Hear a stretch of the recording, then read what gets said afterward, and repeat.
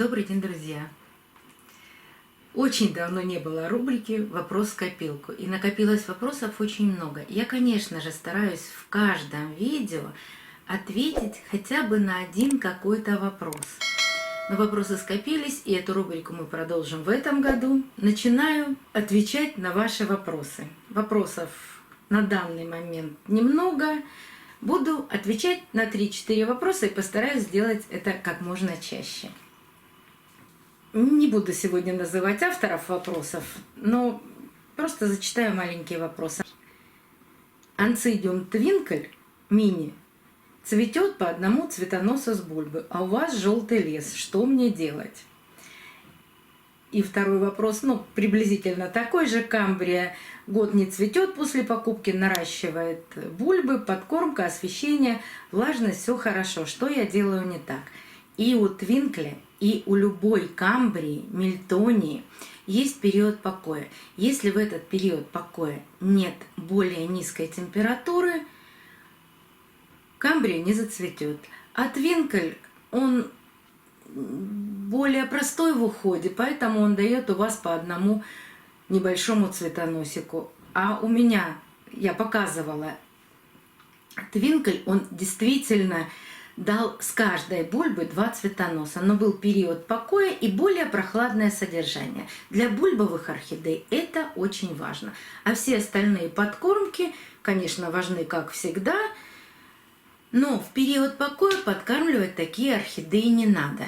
Если мы всегда говорим, что они очень любят более влажное содержание, более влагоемкий грунт или более частый полив, то в период покоя его нужно хорошо просушивать. Это зависит от температуры. Например, у меня он стоял в температуре приблизительно 19 градусов, и я их поливала. Я все так бульбовые делаю. Я их поливаю раз в месяц. Тогда они, когда начинают выпускать или новые росты, или зацветают, тогда у них есть силы, им нужен период покоя. Обязательно. И, конечно, в период покоя никаких подкормок делать не нужно. Может быть, вот это то, что вы делаете не так. А еще у них бывает такое, что им не нравится. Вот не нравится им то место, где они стоят, та температура, тот полив. Что-то попробуйте поменять. Вполне возможно, что цветок откликнется хорошим цветением. О бульбовых орхидеях есть плейлист, ссылочку я оставлю в правом верхнем углу экрана. Посмотрите, может быть, вам чем-то это поможет. Может, вы поймете свою ошибку. В одном из видео я упоминаю о удобрении Плантафит, у которого калия 57%.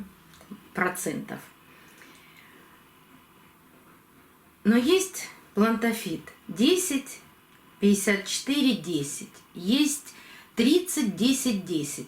Когда идут 3 больших цифры у плантафита, это азот, фосфор и калий. Так по очереди и написаны.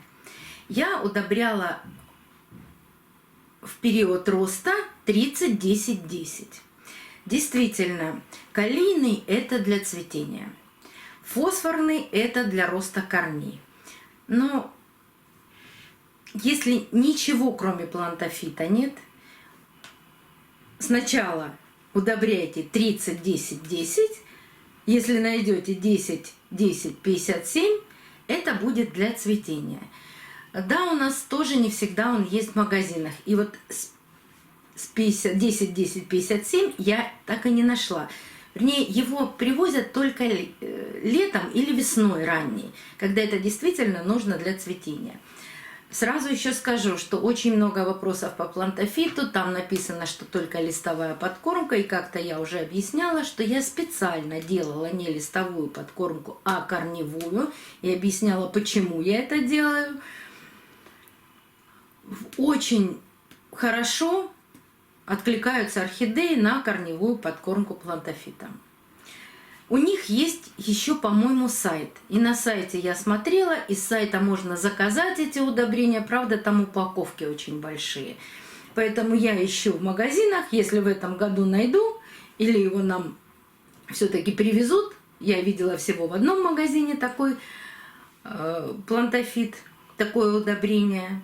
Я обязательно куплю. Мы с вами опять поэкспериментируем. Мы каждый весной и летом делаем какие-нибудь эксперименты. Может, в этом году будет это с плантафитом. Но если вы не можете найти такое, пользуйтесь монокалифосфатом. Прекрасное удобрение. От него действительно великолепно зацветают все орхидеи. Все ссылочки, которые я оставляю, это мои подсказки. Об этом я уже подробно рассказывала, об этом удобрении. Монокалифосфат значительно дешевле, чем плантафит, поэтому пользоваться им одно удовольствие. Я пользуюсь на данный момент монокалифосфатом. И за моей спиной вы видите эффект этого удобрения. Еще один вопрос. Был приобретен цветущий фаленопсис. Сейчас он отцвел, но начал доращивать цветоносы, одновременно растить листики, корни и выпустил 5 деток. Орхидея в прекрасном состоянии, но боюсь, что не хватит сил на такой бурный рост. Что делать? Срезать цветоносы или срезать деток? Вы знаете, я бы уменьшила количество деток. Потому что 5 деток вряд ли можно осилить. Цветоносы бы пока оставила, но внимательно бы за ним наблюдала. Если будет понятно, что цветоносы мешают росту даже 2 деток, цветоносы я бы удалила. Потому что цветоносы чаще появляются, чем детки. И если вам хочется размножить эту орхидею, то оставьте деток. Если вам хочется видеть цветение, то удаляйте деток, и она будет вам постоянно цвести.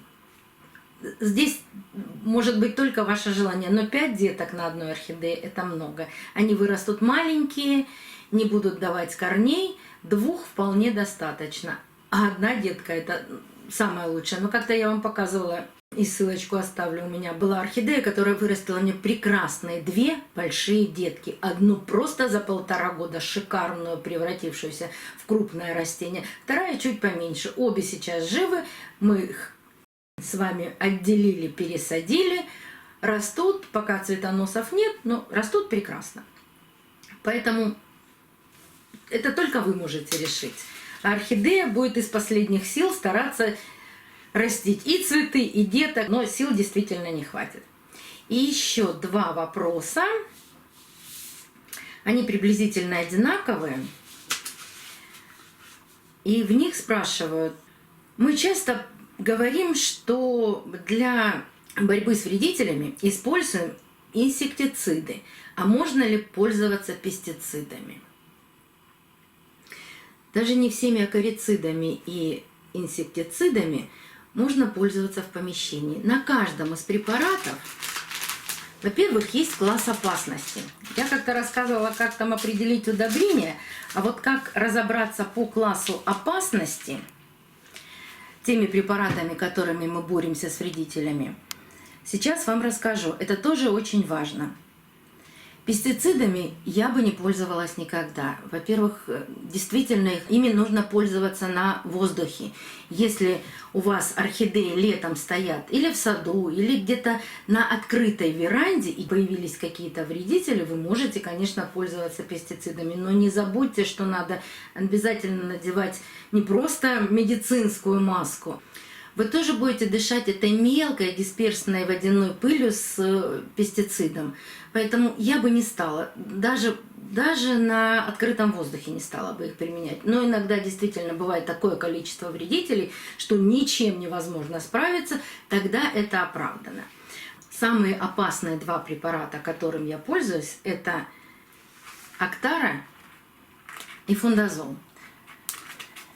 Как узнать, какой класс опасности?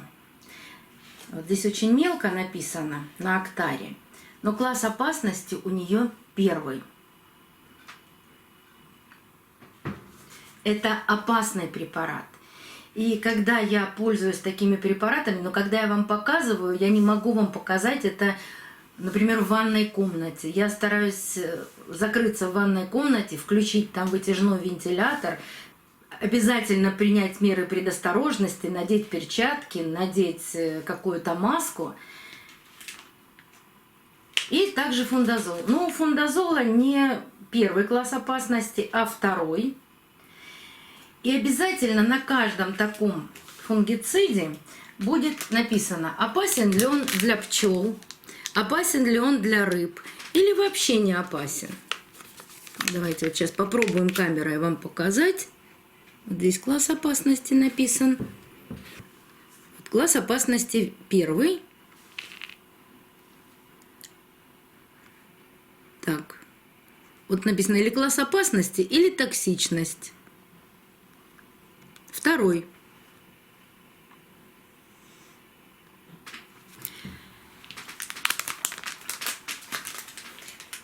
Вот эти остальные препараты, у них класс опасности третий. Сейчас на аватаре только прочитаю, по-моему, тоже третий.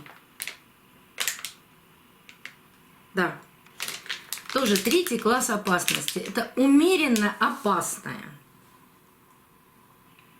То есть он может быть не опасен для пчел, он не опасен для домашних животных. Им можно в помещении, но все равно, в любом случае, когда вы пользуетесь хоть какими-то препаратами, обязательно должно быть принудительное проветривание или открытые окна, или принудительно вытяжной вентилятор. Не забывайте никогда о своем здоровье, и у многих есть животные, и обязательно обращайте внимание, какой класс опасности и как он действует на животных. Поэтому я стараюсь выбирать препараты, и вот сейчас я уберу те, какими я никогда и не пользовалась. Вопрос по Аллатару. Нет, это не пестицид, на нем написано. Но знаю, что многие им успешно пользовались против трипса. У меня трипс был очень-очень давно. И, видимо, когда я делаю обработки от клещей, даже если вдруг где-то, может быть, он и попадается, я его, честно говоря, давно очень не видела. Наверное, те препараты, которыми я пользуюсь от клещей, они борются и с трипсом. Я пользовалась последний раз карамайтом и, по-моему, маспеланом. Это тоже приблизительно третьего класса опасности препараты. Стараюсь, конечно, пользоваться тогда, когда животные рядом не находятся. Всегда оценивайте свои риски в использовании того или иного препарата. Но вот пестицидами я пользоваться дома, в квартире никогда не буду. Достаточно большое количество и биопрепаратов, и действительно тех препаратов, которые даже не био, там, ну вот как Аллатар, например. Хотя я им никогда не пользовалась. Но Биокил. Тоже третий класс опасности. Недостаточно таких препаратов, если какие-то делать системные обработки. Тьфу-тьфу-тьфу. Нет никого на данный момент. Но все равно в конце февраля я обязательно буду опять делать обработку от клещей, потому что в квартире жарко.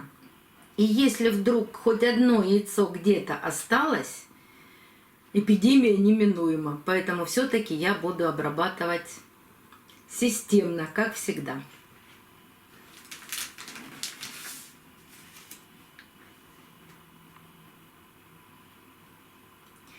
Еще один вопросик, небольшой. Если орхидея не пересажена, поливается по краю горшка по мере подсыхания корней, на протяжении месяца не показывает никакую динамику, никакого роста, стоит ли ее пересадить? Вот из этого вопроса мне непонятно. Цветет орхидея на данный момент. Это оценочная орхидея. Это... Ну, какая это орхидея? У нас с вами есть эксперимент на канале, где я взяла 4, у нас даже 5 орхидей, которые купила уцененные. Я их не пересаживаю, даже если она через месяц не дает никакой динамики. Если, во-первых, сейчас зима, орхидеи не так активно растут. У кого-то жарко, у кого-то прохладно. Это все действует на рост орхидеи. Обратите внимание, какой водой вы поливаете. Это тоже очень важно для орхидеи. Если орхидея не дает динамики, но у нее и не усыхают листики, она остается в том же самом состоянии, в котором вы ее купили, потерпите. Не надо ее пересаживать, ведь это очередной стресс для орхидеи. Она вроде бы только-только через месяц, а некоторые орхидеи и через 2, и через 3 начинают только корни растить. Орхидеи все разные, как и люди. Они разные и по-разному растут, и по-разному дают корни, и по-разному цветут. Одна может цвести одним цветочком, а другая целой гроздью. Есть орхидеи, которые дают в год 2 корня и 1 лист. Какая у вас орхидея? Понаблюдайте за ней. Не надо ей устраивать очередной стресс. Еще очень важно освещение. Стоит ли она у вас на прохладном подоконнике или она стоит под искусственным освещением. Вся совокупность этих факторов может влиять на рост корней. А когда увеличится немного день световой, орхидея сама вспомнит, что ей нужно и расти, и выпускать корни, и продолжать свою жизнь. Никогда не торопитесь. Орхидеи большие тугодумки. На сегодня все. До новых встреч, друзья. Увидимся на канале.